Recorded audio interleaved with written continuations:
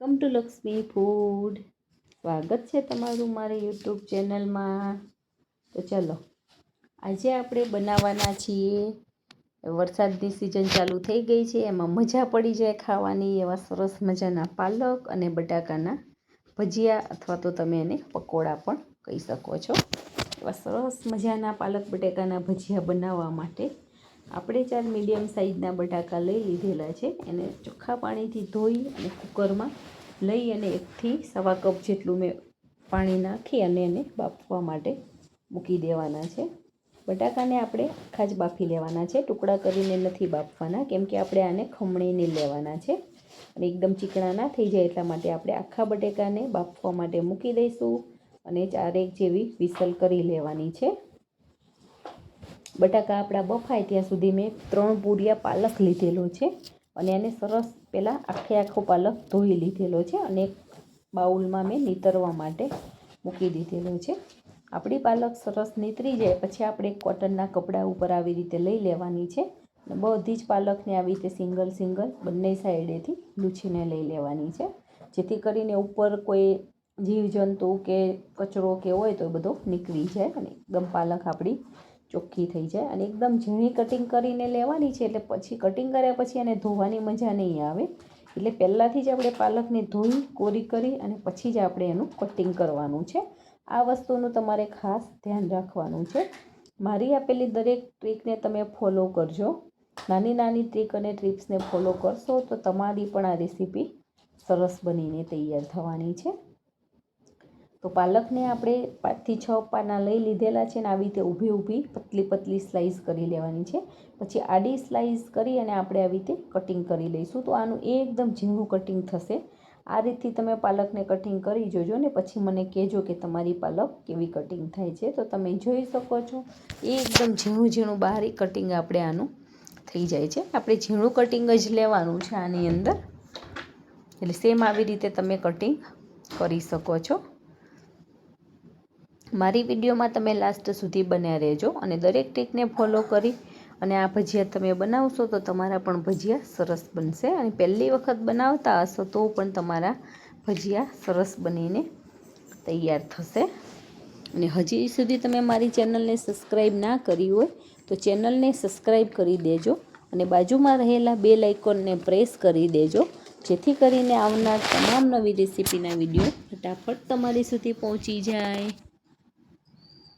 હવે પાલક આપણી આવી રીતે કટિંગ થઈ ગઈ છે. બધી જ પાલકને આપણે કટિંગ કરી અને એક બાઉલમાં લઈ લીધેલી છે. અને બટાકા આપણે હવે જોઈ લેવાના છે. તો તમે જોઈ શકો છો બટાકા પણ આપણા સરસ બફાઈ ગયા છે. આ બટાકા થોડાક અધકચરા ને થોડાક રહેશે તો પણ ચાલશે, એકદમ અતિશય બફાઈ ના જાય, કેમ કે હજી આપણે આને તળવાના છે એટલે આપણા બટાકા ઓલરેડી સરસ બફાઈ જવાના છે. અને ઠંડા થાય પછી એની છાલ ઉતારી અને લઈ લેવાના છે. હવે ભજીયા બનાવવા માટે મેં બધા જ ઇન્ગ્રીડિયન્ટ્સને તૈયાર કરી લીધેલા છે. તો સૌથી પહેલાં આપણે બટાકાને છોલી અને લઈ લેવાના છે. પાલકની પણ આવી ઝીણું કટિંગ કરીને લીધેલો છે. લીલા મરચાં 6 થી 7 જેવી મેં લીલી મરચી એડ કરેલી છે અને 1 મીડિયમ સાઇઝની ડુંગળીને આવી રીતે મેં ઝીણા ટુકડા કરી દીધેલા છે.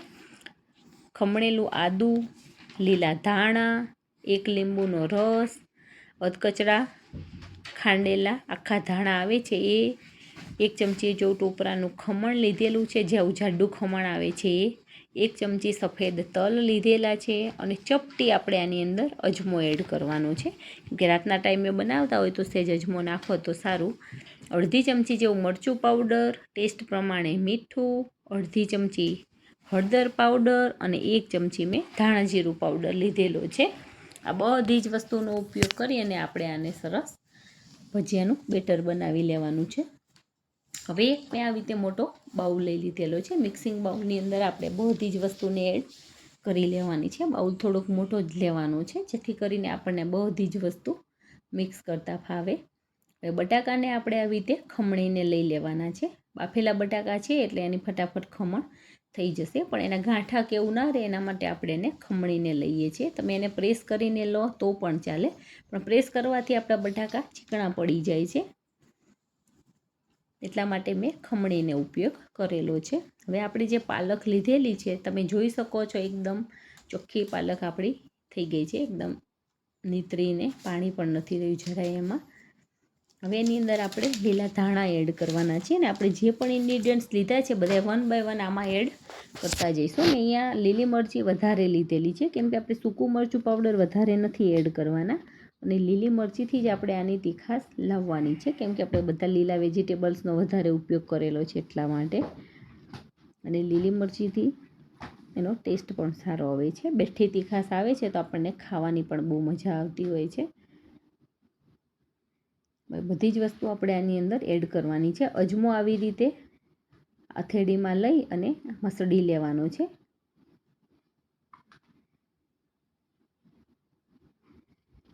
બધા જ ઇન્ગ્રીડિયન્ટ્સ 1 બાય 1 આમાં એડ કરી દઈશું.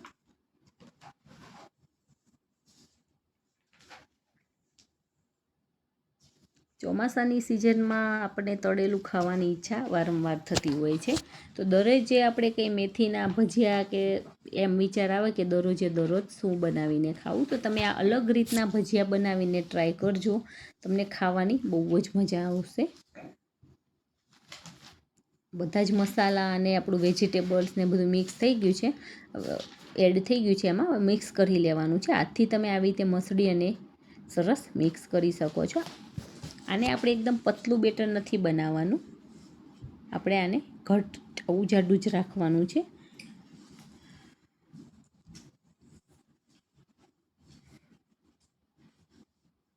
હવે એની અંદર આપણે ચોખાનો લોટ અને ચણાનો લોટ લીધેલો છે.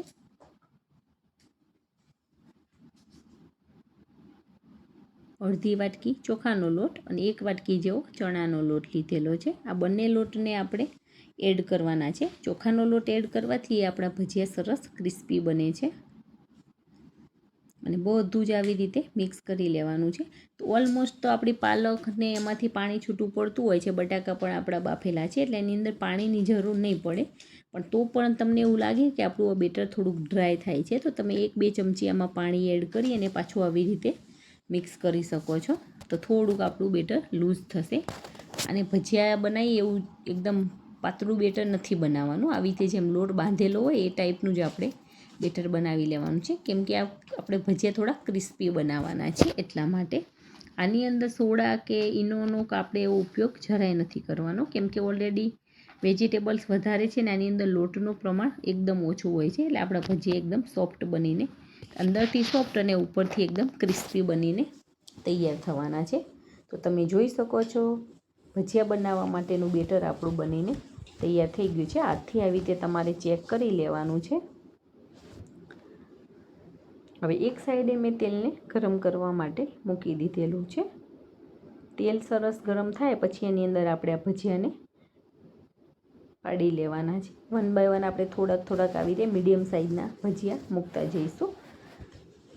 ને સાઈડમાં રાખીને આપણે આવી રીતે મૂકતું જવાનું છે જેથી કરીને તેલના છાંટા ના ઉડે અને આપણે દાઝી ના જઈએ.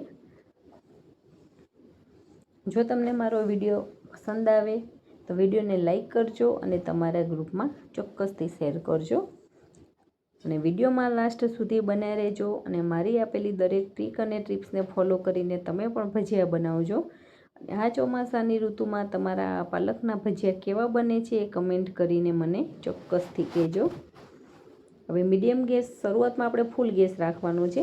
ભજીયા પાડી દઈએ પછી આપણે ગેસની ફ્લેમને મીડિયમ કરી લેવાની છે. નહીં તો ઉપરથી લાલ થઈ જશે ને અંદરથી કાચા રહી જશે તો ખાવાની મજા નહીં આવે અને એકદમ ખરાબ ટેસ્ટ આવશે. એટલે મીડિયમ ગેસની ફ્લેમ ઉપર આપણે આ ભજીયાને પાકવા દેવાના છે. આને પાકતા 5 થી 6 મિનિટ જેવું થતું હોય છે. મીડિયમ ગેસની ફ્લેમ ઉપર આને ચડવી લઈશું. તમે જોઈ શકો છો એમાંથી બબલ્સ આવી રીતે થતા જાય છે. અને થોડીક વારે આપણે વચ્ચેથી ઝારા વડે ઉપર નીચે કરતા રહીશું જેથી કરીને બંને સાઈડેથી સરખા સતળાઈ જાય. અને તેલના પ્રમાણ કરતાં આપણે ભજીયા થોડાક ઓછા જ પાડવાના છે કેમ કે થોડાક ફૂલાશે અને એને પાકવાની જગ્યા મળે. અંદર સરસ ફરતા હોય છે ભજીયા આપણા તો સરસ એને તળાવવાની જગ્યા મળે એના માટે આપણે થોડાક ઓછા નાખવાના છે. એકદમ કડાઈ ભરીને આપણે આમાં ભજીયા એડ નથી કરી લેવાના. તો તમે જોઈ શકો છો અને થોડાક ગોલ્ડન બ્રાઉન કલરના થાય પછી આપણે ભજીયાને લઈ લેવાના છે. તો બધા જ ભજીયા આપણે આવી રીતે બનીને તૈયાર થઈ ગયેલા છે. હવે આપણે ભજીયાને સર્વિંગ પ્લેટમાં લઈ અને સરસ સર્વ કરી લેવાના છે. તો સર્વિંગ પ્લેટ આપણે તૈયાર કરી દીધેલી છે. એમાં બધા જ ભજીયા સર્વ કરી લઈશું. આને આપણે ચટણી સાથે સર્વ કરીએ છીએ. તમે ચા સાથે, દહીં સાથે, છાશ, ચટણી સાથે પણ ખાઈ શકો છો અને ખાવાની બહુ જ મજા આવે છે. વરસાદની ઋતુમાં ગરમ ગરમ આદુવાળી ચા સાથે આ ભજીયા તમે ખાશો તો એકદમ મજા આવી જવાની છે. તો આ ચોમાસામાં તમે પણ આવી રીતે પાલક બટાકાના ભજીયા બનાવજો.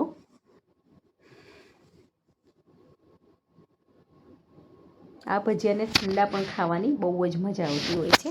એની અંદર આપણે બટાકું નાખેલું હોય છે એટલે એમાં મીઠાશ આવતી હોય છે, જેથી કરીને તમે આને ઠંડા ખાશો તો પણ તમને ખાવાની મજા જ આવી જવાની છે. તો જોતાં જ ખાવાનું મન થઈ જાય એવા સરસ મજાના પાલક અને બટાકાના ભજીયા આપણા બનીને તૈયાર થઈ ગયા છે. અને આપણે એને લસણની ચટણી અને કોથમીર મરચાંની ગ્રીન ચટણી સાથે સર્વ કરેલા છે. આ બંને ચટણીની રેસીપી મેં આગળ મૂકેલી છે, તમે એમાં વિડીયોમાં જઈ અને જોઈ શકો છો. તો તમે પણ આવી રીતે બનાવજો અને એન્જોય કરજો અને ભજીયાનો ટેસ્ટ માણજો. Thank you.